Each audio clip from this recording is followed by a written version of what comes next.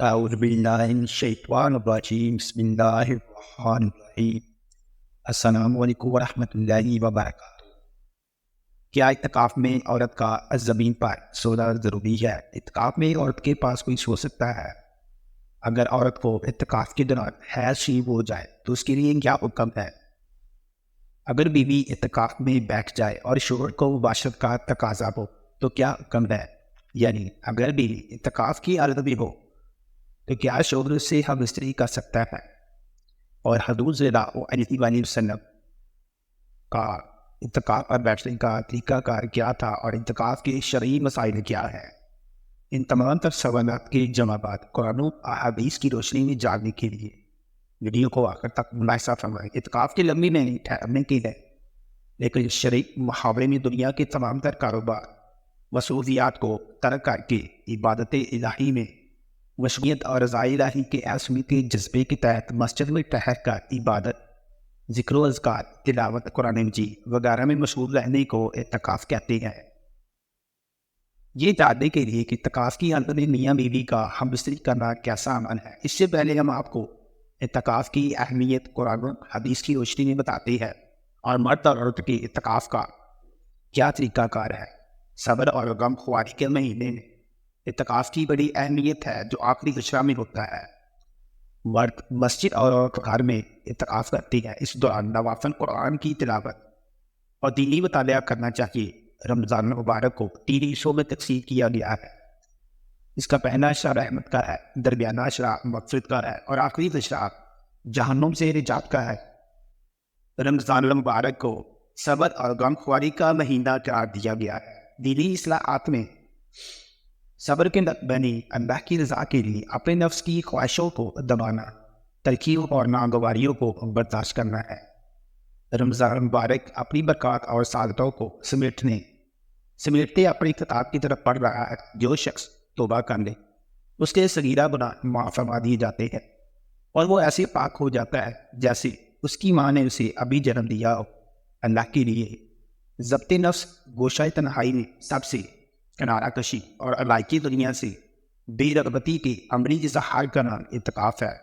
اعتکاف کا لازمی معنی روکنا اور منع کرنا ہے۔ انسان اعتکاف میں اپنے آپ کو چند مخصوص باتوں سے روکتا ہے۔ اعتکاف رمضان المبارک کے آخری عشرہ میں ہوتا ہے، یعنی 20ویں روزے کی شام کو غروب آفتاب سے شروع ہوتا ہے اور عید کا چاند نظر آنے پر ختم ہو جاتا ہے۔ یہ سنت وقت الکفایہ ہے۔ اعتکاف کی حالت میں یہی مناسب ہے کہ جو بھی نیک کام ہو وہ کرے، مثلا نوافل پڑھے، قرآن حکیم کی تلاوت کرے، درود شریف کثرت سے پڑھے اور اچھی کتابوں کا مطالعہ کرے۔ اور جو حضرات اس کے اہل ہیں ان کے لیے مناسب یہ ہے کہ وہ روزانہ کم از کم ایک بار تلاوت کریں، پھر اسی پارے کی تفسیر اور ترجمہ کا مطالعہ کریں۔ اب ہم آپ کو پہلے مرد اور پھر عورت کے اعتکاف کا طریقہ کار اور اس کے شرعی مسائل بتاتے ہیں۔ مرد کے اعتکاف کا طریقہ یہ ہے کہ 20ویں روزے کی شام کو مغرب سے پہلے مسجد میں داخل ہو اور پھر عید کا چاند نظر آنے پر مسجد سے باہر نکلے۔ اس دوران کھانا پینا، سونا جاگنا، پڑھنا لکھنا سب کچھ مسجد کے اندر رہ کر کرے، البتہ ضروری حاجت کے لیے مسجد سے باہر نکل سکتا ہے۔ اگر بغیر عذر کے ایک لمحہ کے لیے بھی باہر نکلا تو اعتکاف ٹوٹ جائے گا۔ عورت کے اعتکاف کا طریقہ یہ ہے کہ وہ اپنے گھر کے کسی کمرہ میں یا کسی کمرہ کے ایک مخصوص کونے میں ٹھہر جائے، وہی کھائے پیے، وہی سوئے۔ صرف ضروری حاجت کے لیے اپنی جگہ سے باہر جا سکتی ہے۔ اعتکاف کی حالت میں بالکل خاموش ہو جانا اور خاموشی کو عبادت سمجھنا مکروہ ہے، لیکن فضول باتیں کرنا بھی مکروہ ہے۔ بس دین کی باتیں کرنے کی اجازت ہے۔ عورت کے لیے بھی اعتکاف کرنا سنت ہے اور ثواب کا باعث ہے۔ عورتوں کے لیے مسجد میں اعتکاف کرنا مکروہ تحریمی ہے، کیونکہ موجودہ دور فتنہ و فساد کا زمانہ ہے۔ مساجد میں مردوں سے اختلاط کا کبھی اندیشہ ہے، بے حیائی بھی عام ہے۔ اس لیے موجودہ زمانہ میں جس طرح مسجد میں عورتوں کا نماز کے لیے آنا مکروہ تحریمی ہے، اسی طرح مسجد میں اعتکاف کرنا بھی مکروہ تحریمی ہے۔ ان کے لیے اعتکاف کی جگہ وہ ہے جسے گھر میں نماز، ذکر، تلاوت اور دیگر عبادت کے لیے خاص اور متعین کر لیا گیا ہو، اور عورتوں کے لیے یہ خاص جگہ ایسی ہے جیسے مردوں کے لیے مسجد ہے۔ اگر گھر میں عبادت کے لیے پہلے سے خاص جگہ متعین نہیں ہے تو اعتکاف کے لیے گھر کے کسی کونے یا خاص حصے میں چادر یا بستر وغیرہ ڈال کر ایک جگہ مختص کر لیں، پھر اس جگہ اعتکاف کریں، اور وہ جگہ عورت کے حق میں مسجد کی کمی ہوتی۔ عورتوں کے لیے گھر کی مسجد میں اعتکاف کرنا نہ صرف جائز ہے بلکہ یہی بہتر ہے، کیونکہ اعتکاف اگرچہ ایسی عبادت ہے جو مسجد کے ساتھ خاص ہے، لیکن عورتوں کے لیے گھر کی مسجد بالکل اسی طرح ہے جس طرح مردوں کے لیے مسجد کا حکم ہے۔ یہی وجہ ہے مسجد میں آپ صلی اللہ علیہ وآلہ وسلم کی موجودگی میں جماعت کے ثواب کی فضیلت کے باوجود عورتوں کو گھر میں نماز پڑھنے کو پسند فرمایا گیا، اور ان کی گھر کی مسجد کو نماز میں مسجد جماعت کا درجہ دیا گیا، اور ان کی نماز کو گھر کے اندر والے حصے میں پڑھنے کو افضل بتایا گیا ہے۔ حضرت ام کلثوم رضی اللہ تعالیٰ عنہا نے بارگاہ نبوی صلی اللہ علیہ وآلہ وسلم نے حاضر ہو کر عرض کیا کہ مجھے آپ کے ساتھ نماز پڑھنے کا شوق ہے، تو آپ صلی اللہ علیہ وآلہ وسلم نے فرمایا تمہارا شوق اور دینی جذبہ بہت اچھا ہے، مگر تمہاری نماز اندرونی کوٹھی میں کمرے کی نماز سے بہتر ہے، اور کمرے کی نماز گھر کی احاطے کی نماز سے بہتر ہے، اور گھر کی احاطے کی نماز محلے کی مسجد سے بہتر ہے، اور محلے کی مسجد کی نماز میری مسجد نبی کی نماز سے بہتر ہے۔ چنانچہ حضرت ام حمید رضی اللہ تعالیٰ عنہا نے فرمائش کر کے اپنے کمرے کے آخری کونے میں جہاں سب سے زیادہ اندھیرا رہتا تھا مسجد نماز پڑھنے کی جگہ بنوائی، وہی نماز پڑھا کرتی تھی، یہاں تک کہ ان کا اوصال ہو گیا اور اپنے اس خدا کی قریب حاضر ہوئی۔ لہذا جب گھر میں نماز کے لیے مختص کی گئی جگہ ان کے حق میں نماز کی باب میں مسجد کے حکم میں ہے، تو اسی طرح اعتکاف کے باب میں بھی وہ مسجد ہی کے حکم میں ہے، اس لیے نماز اور اعتکاف دونوں مسجد کے ساتھ خصوصیت رکھنے میں برابر ہے۔ ایک حدیث میں آتا ہے کہ آپ صلی اللہ علیہ وآلہ وسلم نے جب اعتکاف کا ارادہ کیا تو آپ صلی اللہ علیہ وآلہ وسلم نے مسجد میں خیمہ لگانے کا حکم دیا۔ آپ کے لیے مسجد میں خیمہ لگا لیا گیا۔ پھر جب آپ مسجد میں داخل ہوئے تو وہاں بہت سے خیمے دیکھے، تو پوچھا کہ یہ کن کی ہے؟ آپ صلی اللہ علیہ وآلہ وسلم کو بتایا گیا کہ یہ حضرت عائشہ حضرت حفصہ رضی اللہ تعالیٰ عنہا کی ہے۔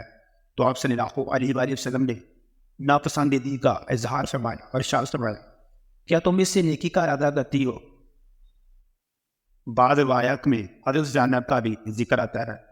نیز آپ کے اس جملہ کیا تم اس سے نیکی کا ارادہ کرتی ہو ارشاد نے مختلف مکانہ بیان کیے ہیں۔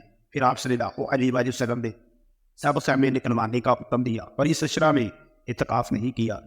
جب آپ صلی اللہ علیہ وآلہ وسلم نے ان ازواج مطہرات کے لیے مسجد میں اعتکاف کو ناپسند کیا، باوجود اس کے کہ اس زمانہ میں عورتیں جماعت کی نماز کے لیے مسجد آیا کرتی تھی، تو اس میں زمانہ میں بدرجہ اولا انہیں منع کیا جائے گا، خصوصاً جبکہ حضرت عمر رضی اللہ تعالیٰ عنہ کے زمانے میں تمام صحابہ کرام رضی اللہ تعالیٰ علیہ اجمعین کی موجودگی میں عورتوں کو مسجد میں آنے سے منع کیا گیا، اور حضرت عائشہ رضی اللہ تعالیٰ عنہا نے خود فرمایا کہ آج حضور صلی اللہ علیہ وآلہ وسلم ہوتے تو آپ خود عورتوں کو روک دیتے۔ حضرت عائشہ رضی اللہ تعالیٰ عنہا آپ صلی اللہ علیہ وآلہ وسلم کی مزاج شناسی وہ سمجھ رہی تھی کہ حالات اور ماحول بدلنے کی وجہ سے آپ صلی اللہ علیہ وآلہ وسلم بھی خواتین کے مسجد میں آنے کو پسند نہیں فرماتے۔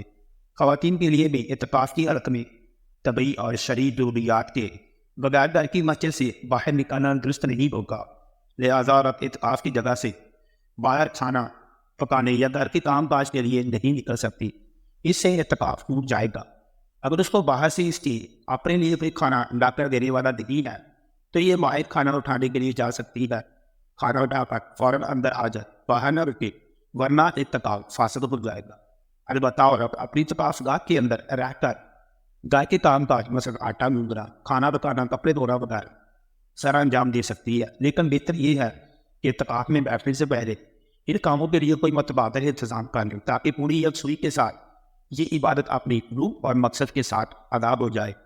البتہ یہ یاد رہے کہ شادی شدہ عورت کے لیے مصنون یا نفلی اعتکاف میں بیٹھنے کے لیے شوہر سے اجازت لینا لازم ہے۔ اعتکاف کے دوران اگر عورت کو ایام شروع ہو جائے تو اس کا مصنون اعتکاف ختم ہو جائے گا۔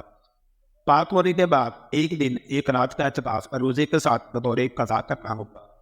اعتکاف کے دوران بیوی سے صحبت جائز نہیں ہے۔ بیوی کو چاہیے کہ وہ شوہر کی اجازت سے اعتکاف میں بیٹھے، اور اجازت دینے کے بعد شوہر کے لیے پھر اسے اعتکاف سے روکنا یا اعتکاف کے دوران ازدواجی تعلقات قائم کرنا جائز نہیں ہوگا۔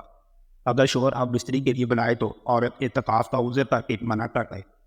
تاہم اس کے باوجود اگر شوہر نے ہم بستری کا نہیں تو عورت کا مصنوع اعتکاف فاسد ہو جائے گا.